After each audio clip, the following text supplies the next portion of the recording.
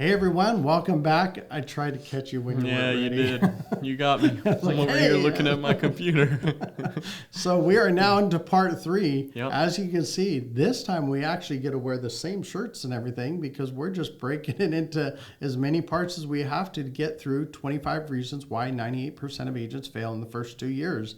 And why am I don't care what our other stuff is right now, getting through this the right way is because think about this. If 98% of people fail in the first 2 years, that means 98% of people, even if you wrote one policy, that means that person now no longer has an agent because they failed. Yep. And I don't want our industry to be known as, hey, you know what, they probably won't be around in 2 years. And I say that. I say, you know what? Most of these agents that are helping you, if they haven't been in the business more than 2 years, 98% of them will be gone in the first 2 years. That's just statistic reality. And, that helps because I've been doing it for 17 years. Right. So obviously I'm going to be around a long time as long as I stay alive. That's a whole nother thing. But, let's go right into it. What are we at now? We're on number 11, but real quick, even if you've been in the industry for 1 or 2 years and you hear that statistic and you're like, oh no, I hope I'm not one of the 98. That's why we're doing this. That's so why you don't need to do these 25 Realize things. Financial or Retirement Realize Agents Academy and get mentored by us, and you will see. And when I say us, this is probably the first time I've said us because I now, starting today at whatever time it is, I trust Caleb. Of course, you've already married my daughter for over 4 years now, and I don't know if I would have said trust before that. It took you a little while to get your I've got some stories that I can share with them about trust. Yeah. Better not be with me. No, you invited me for breakfast. Yeah, that's because I trust you. All those years ago? Now it's 100% trust. Now, gotcha. But no, I hear him talk. No, I'll really trust you. You're at 95%. Okay. When we get a grandkid, then it'll be 100%. Oh. And it cannot pass till 100% till we have a grandkid. Okay. Yeah. Understood. Okay. Anyway. Yeah. Number 11. Okay. Why? 25 reasons. This is the 11th one. They don't have or fund an effective lead system. Yeah, I came up with this number, and this we actually do talk a fair amount about. Mm-hmm, we do talk about leads a lot. Somehow these numbers just worked. 1% of your goal. So if you want to do 10 million, you need to set 100,000 aside for leads. So when you do 20 million, you set 200,000. And that's why I think it's funny when somebody tells me that they're going to beat me and they're spending 50,000 a year in leads. Unless there's something that I don't know. They get a $30 million deal. Now that could happen, I have an opportunity coming up where I could get a really big deal. But the thing that comes down to, I've been doing it for 17 years. I've had a $4 million deal, a $3.7 million deal, quite a few $2 million deals. But these big ones are so rare. Mm-hmm. Now, we have been seeing more and more $1 million plus opportunities. Why? Everybody knows the market's real high right now. Right. And even the biggest people are going, you know what, man, I just don't want to deal with this again. I don't care if they have 5, 10, 15, 20, 30, 50 million, $100 million. They just don't want to deal with the market volatility again. So, yeah. Well, this one, they don't have or fund an effective lead system. It actually ties into what we talked about in the last couple of episodes about it's viewed as a hobby, not a business. Yeah. You don't, if you need fuel for your car, you go to the gas station and you put it in. You need leads. You need some type of marketing system, something to get in front of people. You don't need drink food. water. You need water. It's all fuel for your system. And leads are the fuel for the system. Right. You don't do that, you will not make it in this business. You're not going to build this business on $100 a month, $200 a month. You need to put in some money, get in front of people, but be an expert before you do, and have a system and a process to actually bring them into. Yeah. Realistically. Yeah. So make sure you find your leads. Number 12 is they're undercapitalized. Yeah, so this is an interesting scenario. This is one of the few industries people go into that think they can get started for nothing, and that's not true. You need to have a good brand. You need to have a good logo. Like I said, I think it was last when I talked about Increase You. If you go to www.increaseyou.com, you can see I also own a branding company. Why?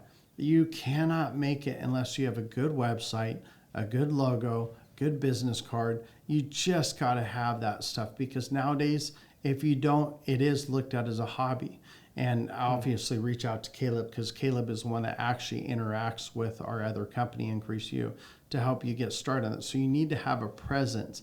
You need to be known as not bob@gmail.com or bob@yahoo.com. You need to have a domain name where they know they can go and look you up. Oh. And if you go to eslifeandannuity.com, that's my website, and you can see I have videos on there. People know who I am, as my Better Business Bureau rating, as my National Ethics Association. I don't have chad@yahoo.com. Right. I have my domain name.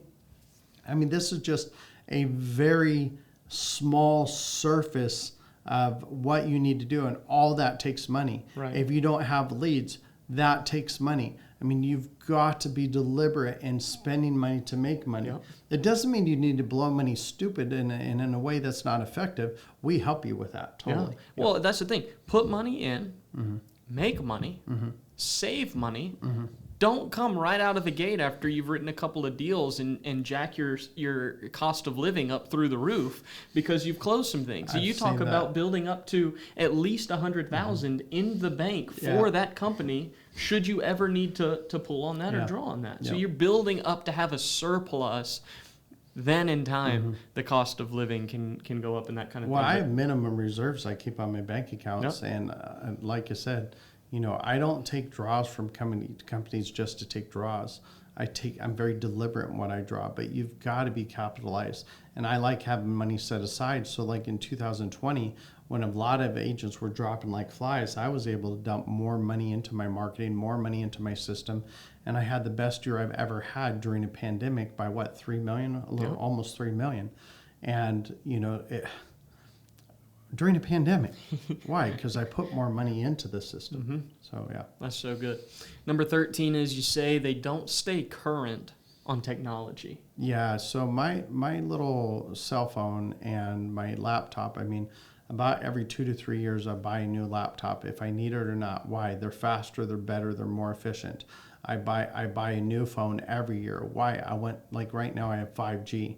They're still working out the bugs on that. Yeah, they are. Because 5G, I still... I miss the 4G. It is. Sometimes I'm like, how do I just LTE. make it to LTE? Because the 5G just slows down, and my LTE would have went faster. But there's some times where I've been on 5G. I mean, it's faster than my internet. It's crazy. Wow. And I have 1,000 gigabyte internet, but sometimes just literally I click it and boom, it's there.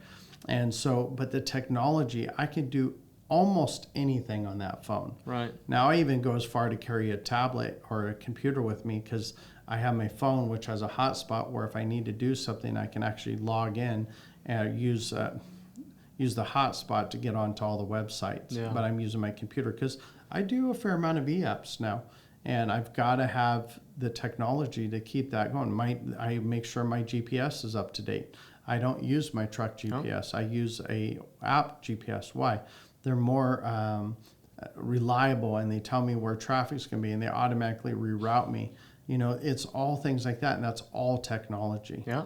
Yep. Stay up to date. That's I mean, all of our calculators and our illustrators and how we compare all companies in one shot. That's all technology. Right. Well, and I've thought about too, between your desktop, your phone, your tablet, your laptop, is there any one of those four that you couldn't reasonably run your business off of? No, I couldn't. You could do it off of all four. All of them, yep. So regardless of where you are or what you've got, you can do your business right there. Well, just because you're staying up to date. We had this last time when we were doing webinars. This was a few weeks ago. And our internet just kept giving us a hard time. So this next time, I'm going to leave my phone out there and I'm going to go, hey, if we run into issues, just jump onto my hotspot and then we won't have that issue anymore. There you go. And, you know, because I want to make sure we don't run into those. I can't rely on other people's technology. So much so that I have to have a double and a triple backup system to make sure if that one system fails, I have another system that will kick right in. That's why you use a hotspot, is so if you have to run another illustration in an appointment, you don't have to rely on their Wi-Fi to try and do it. And sometimes out in the middle of nowhere, and a turtle can move faster than their internet. So they're on do they still use dial-up? man, it's been a long time since I've been up to dial-up. Yeah. But I I don't was even know gonna if it say. still exists. But when a turtle runs faster and can get the message there quicker than the dial-up, it's, Messenger turtle. Yeah. Messenger Get your turtle. crayons out. That actually might work. A messenger turtle. All right, number 15 is they product push instead of solution sell. Yeah, so, this is a problem I have with a lot of these cookie cutter IMOs where they're sitting there and say, oh, we use every product, every company, but they don't. Now, I have one product and one company I've used consistently for the past year. It's consistently been the best for your it clients. has. and then before that, there was one that was consistently the best for about 3 years. Now, was it number one? No, because I do everything off of financial stability, best benefits, best customer service, highest payout, or highest index potential. And now I really, really like, so they've really knocked these out. I like, my favorites are the income, if it's for an income purpose. I like the income riders that have a really good index potential on it. The days of using just a straight highest income, I don't like that because your index in 17 to 20 years will be gone. And the thing is, when that was the only option, I absolutely let my clients know. Right. 17 to 20 years, your death benefit will be gone, but your income will never run out. Well, nowadays there's products out there where you don't have to do that. Right. Not only can you get good income, you can get increasing income if the market does pretty well, and you also have a pretty good chance for a death benefit. So if I go on an appointment, I know for a fact I'm not going to be beat. Right. And so I find the problem, then find the solution. Yeah. And that's what it comes down to. I'm not trying to sell. And when somebody tells me, well, I'm not here to be sold, it's like, fine, I'm not here to sell to you.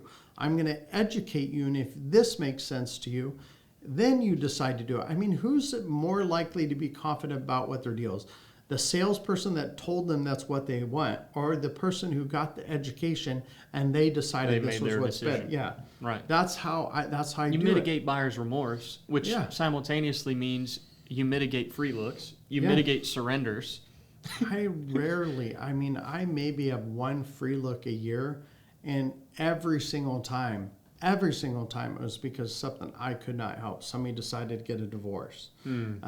Something happened where one of their kids ended up in a real bad situation, and they needed not only all their emergency funds, they needed some of the annuity. Right. So there are always things I can't control. I can't think of any free look I've ever had because somebody changed their mind. Yeah.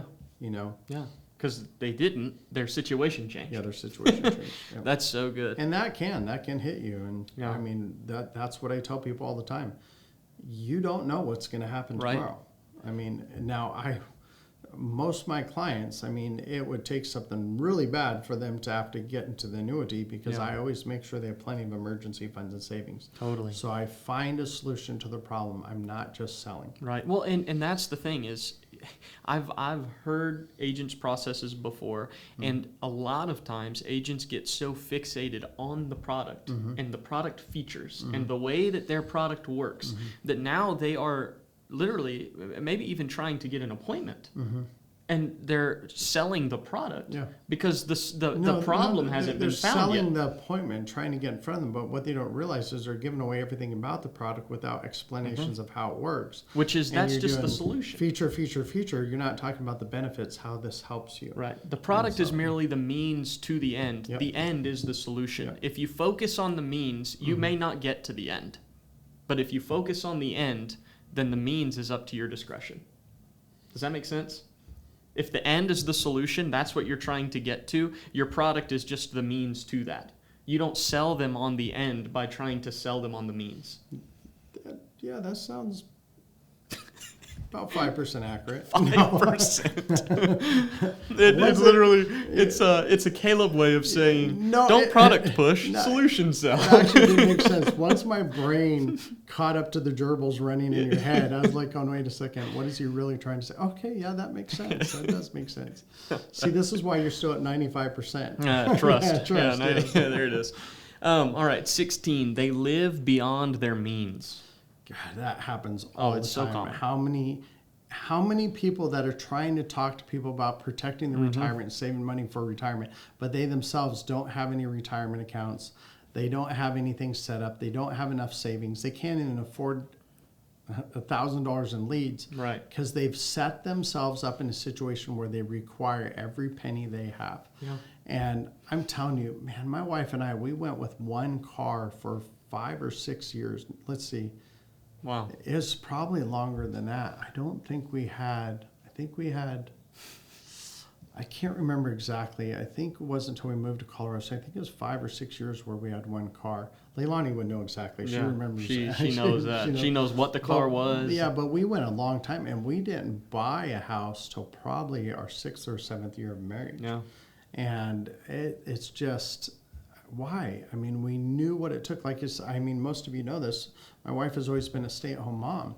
So we didn't have double incomes. Right. And we knew we just could not live beyond it. Now, the reality is we were in debt 7 times because a lot of times even with what I made, I mean, you have 4 kids, your wife's a stay-at-home mom, That can be and tough. you're working retail. It's hard to get ahead there. That being said, in our industry, I mean, you write $2 or $3 million a year in annuities. Yeah. You shouldn't have a problem getting by. And most of the guys I talk to, their wife works, or if it's a lady that's working in the insurance business, their husband works, and it's just having the nicest, newest car, having this big house. And I'm like, why don't you get reserves set up first and then worry about the nicest, newest cars and the big house? You know, it's just, That's good. All that stuff is so temporal, because even if you have the nicest, newest car, Mm-hmm. 2 to 3 years down the road, it is not the nicest, newest car. Not.